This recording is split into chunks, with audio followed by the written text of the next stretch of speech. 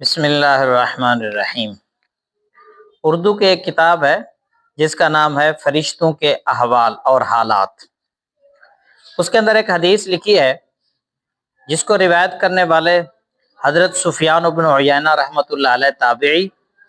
جناب سیدنا ابو ہریرہ رضی اللہ تعالی عنہ سے روایت فرماتے ہیں۔ وہ کہتے ہیں رسول اقدس صلی اللہ تعالی علیہ وسلم کی ذات اطہر نے ارشاد فرمایا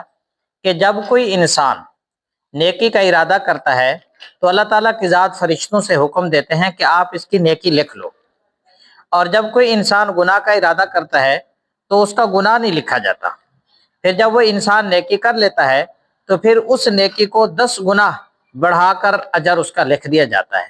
اور جس کا جتنا زیادہ اخلاص ہوتا ہے اس قدر اس کے اندر زیادہ اجر اور ثواب کو لکھ دیا جاتا ہے۔ تو سوال کرنے والے صاحب نے راوی سے یعنی حضرت سفیان بن عیینہ رحمۃ اللہ علیہ سے سوال کیا کہ کیا فرشتے غیب کی بات بھی جانتے ہیں کہ جب وہ نیکی کرے تو نیکی کا ارادہ کرے تو اس کی نیکی لکھ دی جاتی ہے؟ ارادہ تو دل کے اندر کی چیز کا نام ہے، تو وہ اندر کی بات کو کیسے جان لیتے ہیں؟ تو انہوں نے فرمایا کہ جب انسان نیکی کا ارادہ کرتا ہے اللہ تعالی کی طرف سے اسے یہ نعمت عطا ہوتی ہے کہ اس کے منہ سے خوشبو آنا شروع ہو جاتی ہے۔ جیسے اس نے دل کے اندر ارادہ کیا نیکی کا تو اللہ کی ذات نے منہ سے خوشبو پیدا کر دی، تو فرشتوں کے علم ہو جاتا ہے کہ اس نے ابھی دل کے اندر نیکی کا ارادہ کیا ہے۔ اور اگر وہ انسان کسی گناہ کا ارادہ کرے تو اس کے منہ سے بدبو پیدا ہو جاتی ہے، اور فرشتے اس کو محسوس کرتے ہیں، خوشبو کو بھی اور بدبو کو بھی محسوس کرتے ہیں۔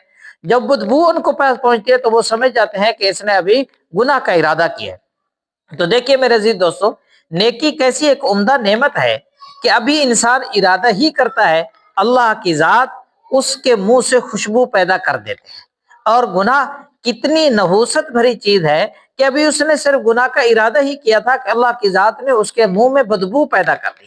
تو میرے عزیز دوستو، نیکی کرتے رہنا، ہر نیکی جنت کے قریب کرنے والی ہے، اور گناہ سے بچتے رہنا، ہر گناہ جہنم کے قریب کرنے والا ہے، اور ہر نیکی اللہ تعالیٰ کے محبوب لوگوں کی ہوئی میراث ہے، اور ہر گناہ اللہ کے دشمنوں کی چھوڑی ہوئی میراث ہے۔ تو مجھے آپ کو چاہیے کہ ہم اللہ کے محبوب لوگوں والے اعمال اختیار کریں، اور اللہ کی نافرمانی اور گناہ کرنے والے جو اللہ کے مبغوض اور دشمن لوگ ہیں ان سے بچنے والے کاموں سے، ان کے کیے جانے والے کاموں سے بچنے کی کوشش کریں۔